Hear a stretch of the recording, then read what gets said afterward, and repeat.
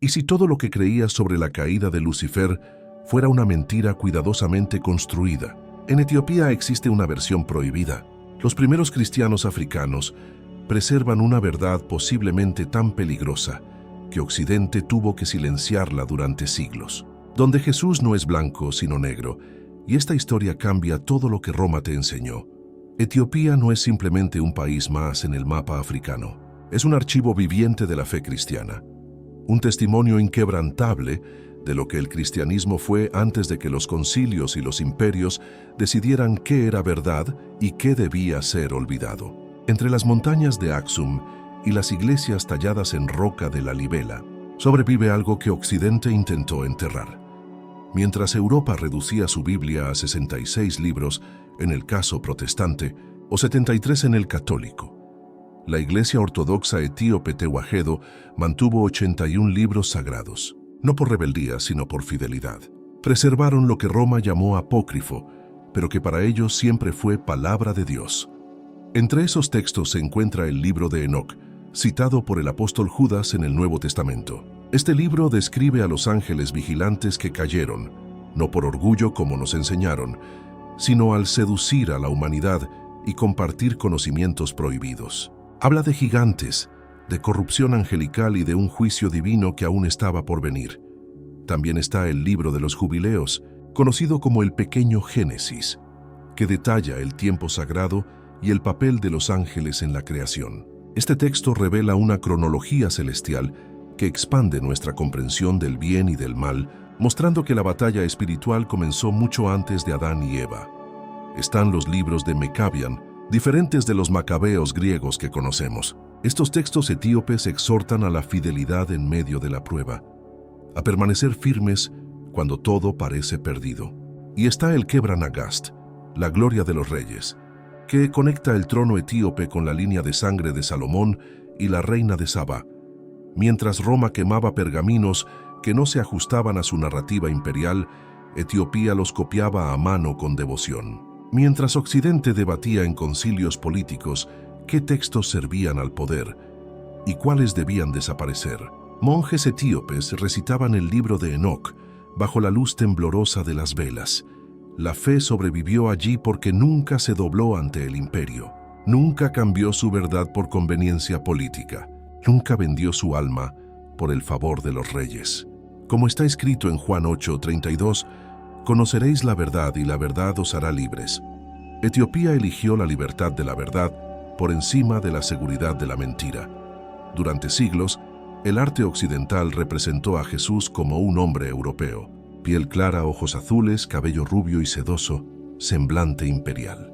Esta imagen no surgió de la historia, sino de la necesidad política de hacer que Cristo pareciera uno de los conquistadores, un Dios que bendecía las cruzadas, que legitimaba la esclavitud, que justificaba el dominio blanco sobre el resto del mundo. Pero en las pinturas y los íconos etíopes, Jesús aparece con piel oscura, cabello crespo y mirada ardiente. No es una invención moderna, ni un intento de corrección política. Es la representación más antigua del Cristo histórico entre los pueblos semitas y africanos que realmente caminaron con él. Cuando cambias el rostro del Mesías, cambias también el mensaje del Mesías. El Cristo blanco del imperio enseña obediencia ciega a las estructuras de poder. El Cristo negro de Etiopía enseña liberación del yugo opresor. Mientras Roma lo coronó con oro y lo sentó en tronos de mármol, Etiopía lo talló en la piedra humilde de las montañas. Mientras Occidente lo vistió con ropajes imperiales y lo rodeó de ángeles rubios, África lo vistió con la humanidad del sufrimiento compartido. Esta no es una cuestión superficial de color de piel, es una pregunta teológica profunda sobre quién es realmente Dios y de qué lado está. El Cristo negro es el Cristo encarnado en el sufrimiento humano. Es el Dios que elige hacerse pobre, que carga con el peso del oprimido, que camina descalzo entre los olvidados. Hablar de un Jesús negro es afirmar algo revolucionario, que Dios asume los rasgos del pueblo que ama, así como se hizo judío en Belén, naciendo en un pesebre entre animales, así como se hizo carpintero en Nazaret, trabajando con sus manos callosas, así como se hizo cordero en el Gólgota, derramando su sangre por la redención. Dios no viene con poder imperial, viene con amor sacrificial. La historia de Lucifer, el ángel de luz que se rebeló contra Dios, parece tan antigua como el cristianismo mismo, pero su forma actual nació de la imaginación teológica imperial, no de las escrituras hebreas originales. Los textos que se citan para sostener esta narrativa son principalmente Isaías 14 y Ezequiel 28. Sin embargo, cuando leemos estos pasajes en su contexto original, descubrimos algo sorprendente. No hablan de ángeles caídos, hablan de reyes humanos llenos de soberbia, que creyeron ser dioses y fueron humillados. Isaías se burla del rey de Babilonia, llamándolo estrella de la mañana que cayó del cielo. Es sátira política, no teología angelical. Ezequiel lamenta al rey de Tiro, comparándolo con un querubín que estuvo en el Edén. Nuevamente, es una metáfora poética sobre la arrogancia humana, no una descripción literal de eventos celestiales. Estos profetas estaban denunciando a tiranos terrenales, no escribiendo tratados sobre demonología. El término Lucifer ni siquiera existía en los textos hebreos originales. Surgió únicamente en la traducción latina de la Vulgata, realizada por Jerónimo en el siglo IV. La palabra hebrea es Elel, que significa resplandeciente o brillante, refiriéndose al planeta Venus como estrella matutina. Siglos después, teólogos como Agustín de Hipona tomaron estas metáforas y las transformaron en un mito completo sobre la caída de Satanás. Poetas como Dante Alighieri y John Milton añadieron capas de imaginación literaria con la Divina Comedia y el Paraíso Perdido. Roma transformó la metáfora profética en dogma imperial. ¿Por qué? Porque este mito resultaba extremadamente conveniente para el poder. Si el rebelde se convierte automáticamente en el diablo, entonces toda rebelión contra el trono, sea celestial o político, se vuelve pecado imperdonable. La narrativa de Lucifer se convirtió en una herramienta de control social. Obedecer al rey es obedecer a Dios. Cuestionar la autoridad es caer como Lucifer cayó. El miedo al infierno se volvió más efectivo que cualquier ejército para mantener a las masas sometidas. Y así, una denuncia profética contra tiranos se convirtió en la justificación teológica de la tiranía misma. Si esta verdad está tocando tu espíritu en este momento, si sientes que algo profundo se está removiendo dentro de ti, te invito a que te suscribas a este canal, porque lo que estás a punto de descubrir en las siguientes partes desafiará todo lo que creías saber. Y la verdad, como dice la Escritura, realmente nos hace libres. En los manuscritos etíopes, la historia toma un giro completamente diferente. Lucifer no es expulsado del cielo en un instante de furia divina como nos han contado. Es tolerado por un tiempo, con un propósito específico dentro del plan celestial. Esta visión cambia radicalmente nuestra comprensión del bien, del mal y de cómo Dios realmente gobierna el universo. Lucifer aparece en estos textos como el acusador, el mismo personaje que encontramos en el libro de Job y en el profeta Zacarías. No es el rey independiente del infierno que la teología occidental construyó. Es un fiscal celestial que entra ante la presencia de Dios para probar la autenticidad de la fe humana. En Job, Satanás llega junto con los hijos de Dios ante el trono divino. Dios mismo le pregunta de dónde viene, y él responde que de recorrer la tierra. Entonces Dios señala a Job como un hombre íntegro, y Satanás cuestiona si esa integridad resistiría la prueba del sufrimiento. Y Dios le permite probarlo, pero con límites claramente establecidos. Esta narrativa revela algo que el imperio quiso ocultar. El acusador no actúa fuera de la voluntad divina, actúa bajo permisión limitada, como el fuego que se usa para purificar el oro y separarlo de las impurezas. Su presencia en la historia humana no es caos sin control, sino prueba con propósito. El diablo no es rival de Dios, es una herramienta en las manos del alfarero. Su poder es real pero prestado, su tiempo es largo pero medido, su rugido es aterrador, pero su cadena es corta. Como dice Primera de Pedro 5, 8, vuestro adversario el diablo como león rugiente anda alrededor buscando a quien devorar. Pero ese león está en una jaula cuya llave la tiene Dios. Este entendimiento era profundamente peligroso para Roma porque eliminaba el miedo como instrumento de control religioso. Si el diablo es simplemente un examinador bajo el dominio absoluto de Dios, entonces el cristiano no vive como esclavo del terror, sino como hijo llamado a demostrar su lealtad. La diferencia es enorme. El cristianismo imperial dice: ten miedo del diablo porque puede destruirte. El cristianismo etíope dice: confía en Dios porque incluso el acusador trabaja para tu refinamiento. Uno produce esclavos paralizados por el temor. El otro produce guerreros fortalecidos por la fe. Para la teología etíope, el universo entero es un tribunal divino en sesión permanente. Los ángeles son testigos que observan. Los seres humanos somos los acusados en el banquillo. Dios es el juez supremo e inapelable. Cristo es nuestro abogado defensor. Y el acusador está presente, cumpliendo su función procesal, pero completamente sometido a la autoridad del tribunal. Cada prueba que enfrentamos en la vida es como una audiencia judicial. El diablo nos acusa, presentando evidencias de nuestras debilidades y fracasos. Dios permite que la acusación sea escuchada, no porque dude de nosotros, sino porque la prueba revela de qué estamos verdaderamente hechos. Y nuestra fe es el veredicto que nosotros mismos pronunciamos con nuestras acciones. Esta visión reemplaza el dualismo simplista de Dios contra Satanás, como si fueran dos poderes iguales en guerra eterna. No hay guerra entre iguales. Hay una prueba conducida por un único soberano que tiene control absoluto de cada elemento, incluyendo al adversario mismo. Santiago 1, 2-4 nos dice: hermanos míos, tened por sumo gozo cuando os halléis en diversas pruebas, sabiendo que la prueba de vuestra fe produce paciencia. Mas tenga la paciencia su obra completa, para que seáis perfectos y cabales, sin que os falte cosa alguna. La prueba no es castigo, es proceso de perfeccionamiento. Cuando el apóstol Pablo habló del aguijón en su carne, un mensajero de Satanás que lo abofeteaba, Dios no lo liberó inmediatamente.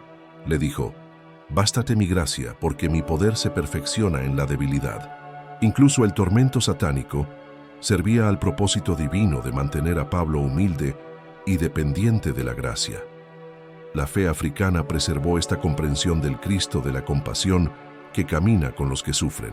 Mientras tanto, el Imperio Romano creó la imagen del Cristo de la dominación que bendice a los conquistadores. Cuando Constantino legalizó el cristianismo en el siglo IV, algo fundamental cambió en la naturaleza de la fe.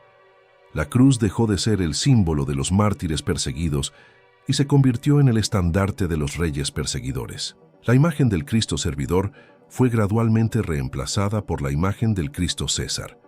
El que lavó los pies de sus discípulos fue transformado en el que justifica el poder de los emperadores.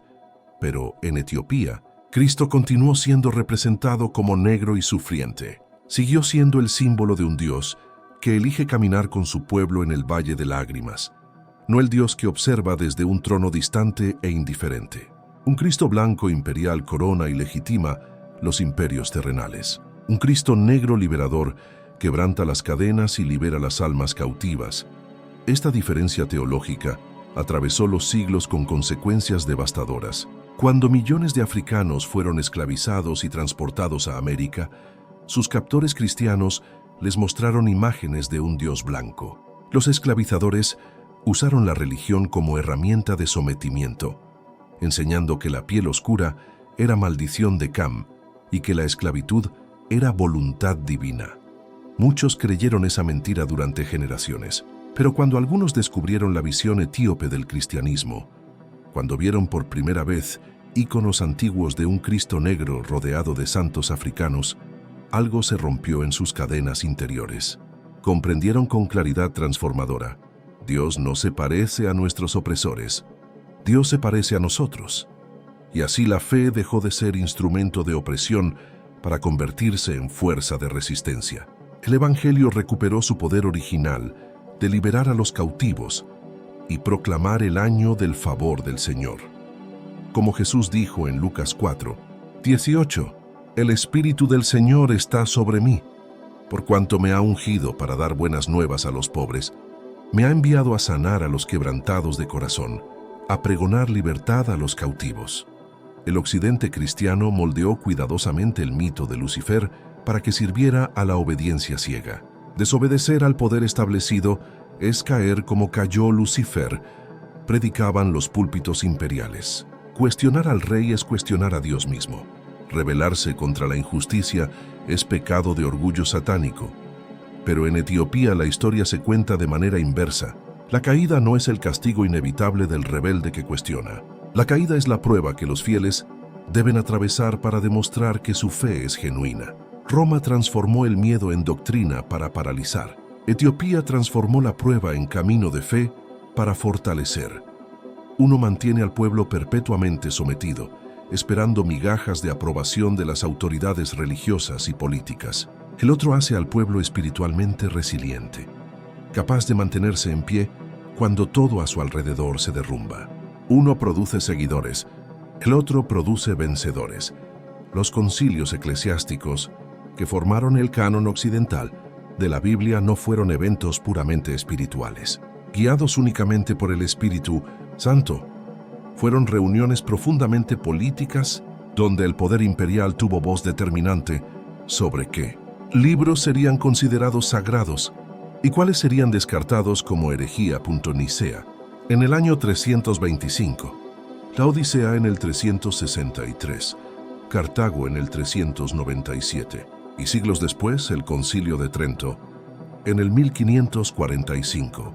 Estos concilios establecieron límites, trazaron líneas, cerraron puertas. Decidieron que ciertos libros amenazaban la unidad del imperio cristiano y debían ser eliminados. Pero Etiopía, geográficamente aislada y culturalmente independiente, se encontraba fuera del alcance directo del poder romano. Nunca aceptó esas decisiones imperiales como autoridad final sobre su fe. Mientras Roma aplicaba sus tijeras teológicas al canon sagrado, Etiopía continuaba copiando y preservando textos que el occidente llamaba apócrifos. El libro de Enoc es quizás el más importante de estos textos preservados. Habla extensamente de los vigilantes, ángeles que descendieron al monte Hermón y juraron entre ellos tomar esposas humanas. Enseñaron a la humanidad secretos celestiales, metalurgia, cosméticos, astrología, artes de guerra. Y de esas uniones prohibidas nacieron los Nefilim, gigantes que corrompieron la tierra. Esta narrativa expande dramáticamente nuestra comprensión de la batalla espiritual. El mal no comienza simplemente con la desobediencia de Adán en el jardín. Tiene raíces más profundas, anteriores a la creación humana. Hay una guerra cósmica que precede nuestra existencia, y nosotros nacimos en medio de ese campo de batalla. El libro de los Jubileos complementa esta historia revelando la cronología divina del tiempo sagrado. Describe cómo Dios estableció los tiempos y las estaciones, cómo los ángeles de la presencia sirven ante el trono, cómo incluso antes de la fundación del mundo ya existía un orden celestial complejo. Estos textos no contradicen el Génesis, lo completan, añadiendo profundidad y contexto a relatos que en la Biblia occidental parecen fragmentarios. Explican de dónde vinieron realmente los gigantes mencionados brevemente en Génesis 6. Dan sentido a pasajes misteriosos que los comentaristas tradicionales luchan por interpretar. Roma temía estos libros porque quitaban el monopolio de la interpretación de las manos del clero imperial. Si los creyentes podían leer por sí mismos sobre ángeles caídos, batallas celestiales y revelaciones proféticas, ¿qué necesidad tendrían de intermediarios humanos controlados por el poder político? El conocimiento es peligroso para quien desea controlar. La verdad completa es amenazante para quien gobierna mediante verdades parciales. Por eso los imperios siempre queman libros, no porque los libros sean falsos, sino porque son verdaderos de maneras que el poder no puede tolerar. Para la tradición etíope, el diablo no es el rival cósmico de Dios luchando por el control del universo. Es una herramienta de refinamiento espiritual, un instrumento que Dios usa para purificar a sus hijos. Como el aguijón que Pablo menciona en 2 de Corintios 12, 7 al 9, Pablo describe este aguijón como un mensajero de Satanás, enviado para abofetearlo, para que no se enalteciera sobremanera por la grandeza de las revelaciones que había recibido. Oró 3 veces pidiendo que le fuera quitado, y la respuesta de Dios fue clara: mi gracia te basta, porque mi poder se perfecciona en la debilidad. El tormento satánico tenía propósito divino. Mantenía a Pablo humilde, dependiente, quebrantado ante Dios. Lo que parecía maldad pura era en realidad misericordia disfrazada. Lo que sentía como ataque enemigo era instrumento pedagógico del Padre Celestial.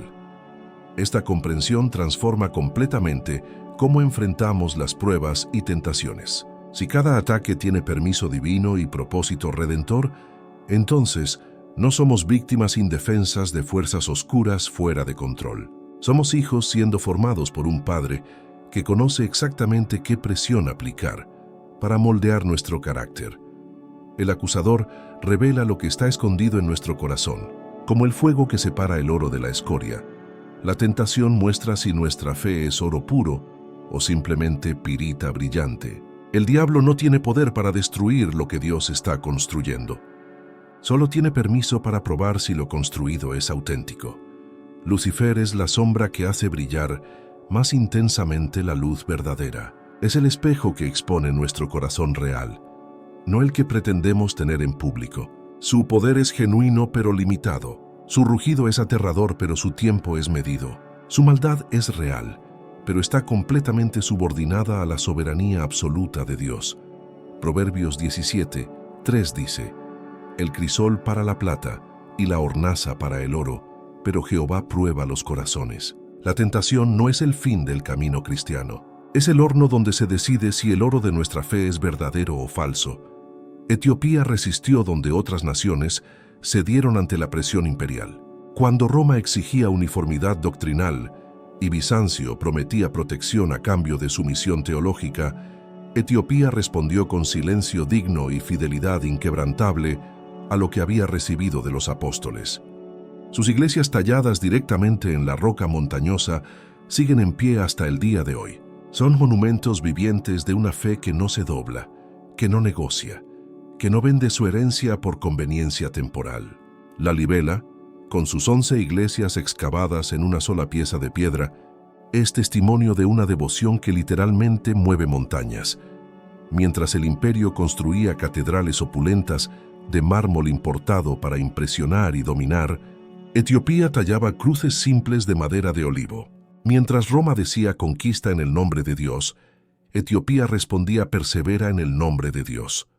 El imperio cayó hace siglos. La cruz etíope todavía se levanta cada amanecer. Esta resistencia cultural y teológica no fue accidental. Fue el resultado de una decisión consciente de valorar la verdad heredada por encima de los beneficios políticos de la conformidad. Fue elegir el camino angosto de la fidelidad en lugar del camino ancho de la aceptación imperial. Roma temió profundamente a Etiopía porque representaba un cristianismo completamente fuera de su control. Un evangelio que no legitimaba tronos terrenales, sino que liberaba a los cautivos de esos mismos tronos. Un Cristo que no bendecía a los soldados invasores, sino que caminaba con los campesinos oprimidos.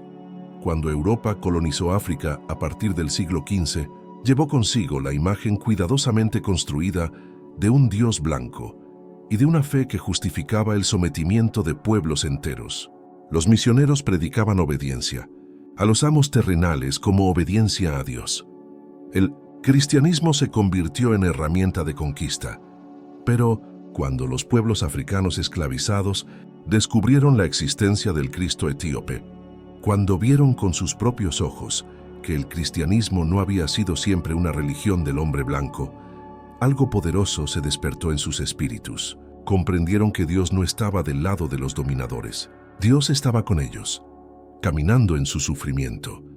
La teología negra asustó a los imperios porque devolvió dignidad espiritual al oprimido. Quitó el monopolio interpretativo de la verdad de las manos del trono colonizador. Demostró que el evangelio genuino siempre ha sido un mensaje de liberación, no de sometimiento.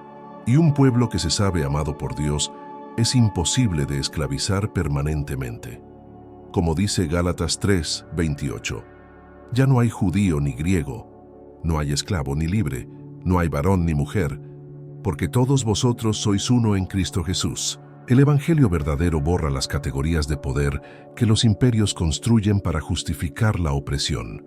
Cuando leemos Isaías 14 y Ezequiel 28 con ojos etíopes, libres de las interpretaciones imperiales acumuladas durante siglos, Estos pasajes dejan de ser mitos sobre ángeles rebeldes y se revelan como lo que siempre fueron: denuncias proféticas devastadoras contra la soberbia humana que pretende ser divina. Isaías 14 es un oráculo de burla contra el rey de Babilonia. El profeta lo llama Elel ben Shayar, hijo del alba, estrella resplandeciente. No está describiendo a un ángel caído del cielo literal. Está usando lenguaje poético sarcástico para humillar a un tirano que se creía intocable, inmortal, divino. El rey había dicho en su corazón: subiré al cielo, levantaré mi trono sobre las estrellas de Dios, me sentaré en el monte de la reunión, seré semejante al Altísimo.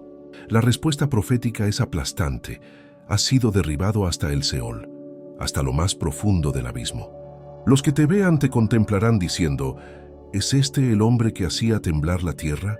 Este es el patrón constante de los profetas hebreos. Confrontan el poder político que se endosa, que se cree autosuficiente, que olvida que todo poder humano es prestado y temporal.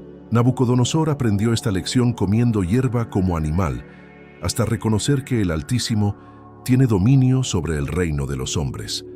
Ezequiel 28 sigue exactamente el mismo patrón literario.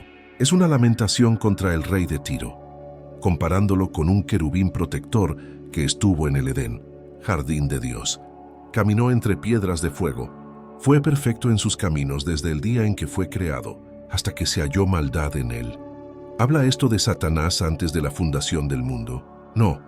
Habla de un rey fenicio cuya ciudad portuaria dominaba el comercio mediterráneo, que acumuló riquezas inimaginables, que comenzó a creerse más que humano. El profeta usa lenguaje hiperbólico del Edén para magnificar la caída que está por venir. Al transformar estos reyes soberbios en demonios cósmicos, Roma invirtió completamente la crítica profética original. Los textos que condenaban a los imperios terrenales fueron reinterpretados para justificar esos mismos imperios. La denuncia contra el poder se convirtió en herramienta del poder. Si Lucifer es el ángel rebelde, entonces toda rebelión es satánica. Si cuestionar al rey de Babilonia representa la caída del cielo, entonces cuestionar a César es caer del favor de Dios. La lectura imperial convirtió la escritura liberadora en cadena espiritual. Etiopía mantuvo la lectura original y correcta. Estos pasajes son advertencias eternas contra toda forma de orgullo humano que pretende usurpar el lugar de Dios, ya sea en Babilonia antigua, en Tiro fenicia, en Roma imperial o en cualquier nación moderna que se cree indispensable y eterna. Dios humilla a los poderosos precisamente cuando se sienten más seguros en sus tronos. Como canta María en el Magnificat de Lucas 1:52, quitó de los tronos a los poderosos y exaltó a los humildes. Esta es la teología de la revolución divina, que los imperios no pueden tolerar. En las iglesias ortodoxas etíopes talladas en roca viva, el Cristo que contemplan los fieles tiene características distintivas e intencionales. Manos marcadas por los clavos, visible evidencia de su sacrificio, mirada serena pero penetrante, que ve hasta lo más profundo del alma, pies cubiertos del polvo del camino, porque este Cristo camina entre su pueblo. No reina desde palacios inaccesibles construidos con oro robado a las colonias. Camina por los campos donde trabajan los pobres. No bendice los ejércitos que invaden tierras lejanas en busca de riquezas. Sana las heridas que esos ejércitos causan. No se sienta en tronos de mármol frío. Se arrodilla junto a los quebrantados de corazón. El Cristo europeo imperial ascendió a los cielos y se sentó cómodamente en el trono celestial, distante y desinteresado del sufrimiento terrenal. El Cristo africano descendió a los infiernos, quebrantó las cadenas de los cautivos y subió llevando consigo a los prisioneros liberados. Uno justifica el status quo de injusticia, el otro lo desafía radicalmente. La cruz, que en manos del Imperio Romano era instrumento de tortura y control, símbolo del poder absoluto de César, para ejecutar a quien cuestionara su autoridad, se convirtió en símbolo de victoria sobre ese mismo imperio. No victoria militar, sino victoria moral y espiritual que trasciende todos los poderes terrenales. Cuando Constantino adoptó la cruz como estandarte militar en el puente Milvio, la convirtió nuevamente en arma de conquista. Pero en Etiopía, La cruz permaneció siendo lo que siempre fue, símbolo del Dios que elige morir antes que matar, que elige servir antes que ser servido, que elige amar a sus enemigos antes que destruirlos. Esta es la teología profunda de la encarnación verdadera. Dios no se hizo humano para observarnos desde arriba con distancia divina. Se hizo humano para estar entre nosotros, Emmanuel, Dios con nosotros. No sobre nosotros ejerciendo dominio, con nosotros compartiendo el peso de la existencia. Filipenses 2, 5 al 8 describe este movimiento descendente de Dios. Haya en vosotros este sentir que hubo también en Cristo Jesús, el cual, siendo en forma de Dios, no estimó el ser igual a Dios como cosa a que aferrarse, sino que se despojó a sí mismo, tomando forma de siervo, hecho semejante a los hombres, y hallándose en la condición de hombre, se humilló a sí mismo, haciéndose obediente hasta la muerte, y muerte de cruz. El verdadero campo de batalla espiritual no está en algún reino celestial invisible, donde ángeles y demonios pelean con espadas de luz. El campo de batalla está en la mente humana, en las narrativas que creemos, en las historias que aceptamos como verdad sin cuestionarlas. Quien controla la historia que se cuenta, controla al pueblo que la escucha. Lucifer no vence a la humanidad mediante demostraciones de poder sobrenatural. Vence mediante la mentira que nos convence de aceptar, mediante la narrativa distorsionada que nos hace ver la verdad como herejía y la mentira como ortodoxia. El imperio escribió un evangelio de miedo para mantenernos paralizados y obedientes. Te irás al infierno si cuestionas. Serás maldito si dudas. Estás condenado si te sales de la línea. Este evangelio produce esclavos psicológicos que nunca se atreven a pensar por sí mismos. Etiopía preservó un evangelio de liberación para hacernos valientes y fieles. Permanece fiel y serás purificado. Resiste la prueba y saldrás como oro refinado. Confía en Dios incluso cuando todo parece oscuro. Este evangelio produce guerreros espirituales que se mantienen en pie cuando todo se derrumba. El primer evangelio dice, obedece o caerás, amenazando constantemente con el destino de Lucifer. El segundo dice, permanece fiel y vencerás, prometiendo la recompensa de los que superan la prueba. Uno gobierna mediante terror, otro fortalece mediante esperanza. La mayor arma que Satanás jamás usó no fue la rebelión abierta contra Dios en algún pasado mítico. Fue y sigue siendo la narrativa distorsionada que planta en nuestras mentes. Cada vez que creemos que somos olvidados por Dios, el acusador gana. Cada vez que pensamos que somos indignos de amor divino, caemos en su trampa. Cada vez que nos sentimos impotentes ante el mal del mundo, Él cumple su propósito de paralizarnos. Pero la verdad etíope nos recuerda constantemente, no estás olvidado, estás siendo refinado. No eres indigno, eres amado incondicionalmente. No eres impotente, tienes el poder del Espíritu Santo. El acusador miente. Dios es fiel, y la prueba que enfrentas hoy es el camino hacia la victoria de mañana. Tal vez el verdadero caer no fue el de Lucifer en algún pasado mítico celestial. Tal vez el verdadero caer es el nuestro aquí y ahora, cada vez que elegimos creer las mentiras del miedo en lugar de las promesas inquebrantables de Dios. Cada vez que aceptamos la narrativa imperial sin cuestionarla.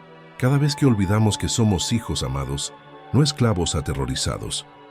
Puedes continuar viviendo dentro de la narrativa construida por el imperio, esa historia hecha de culpa paralizante, obediencia ciega a estructuras humanas y miedo constante al castigo divino. O puedes elegir vivir la narrativa preservada por Etiopía, esa historia hecha de fe inquebrantable, resistencia dignificada y verdad liberadora. La verdad sobre Cristo, sobre Lucifer, sobre el propósito divino detrás de nuestras pruebas, nunca cayó del cielo.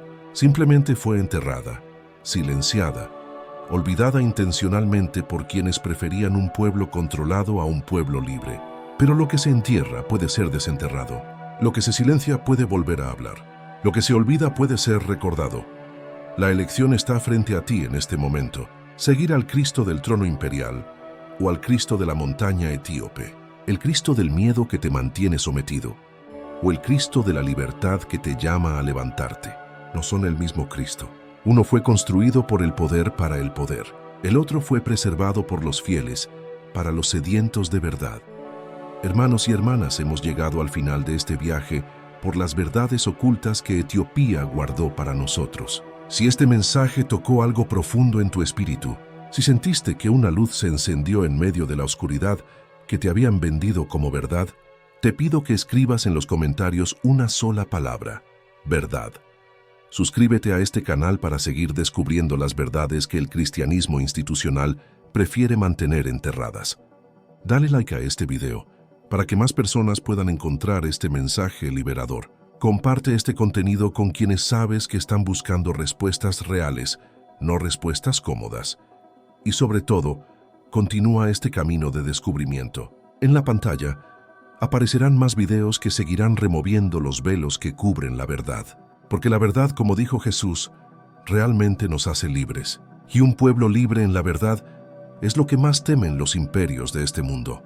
Que la paz del Cristo etíope, ese que camina contigo en el valle y no solo te observa desde el trono, esté con tu espíritu. Nos vemos en el próximo video. La verdad continúa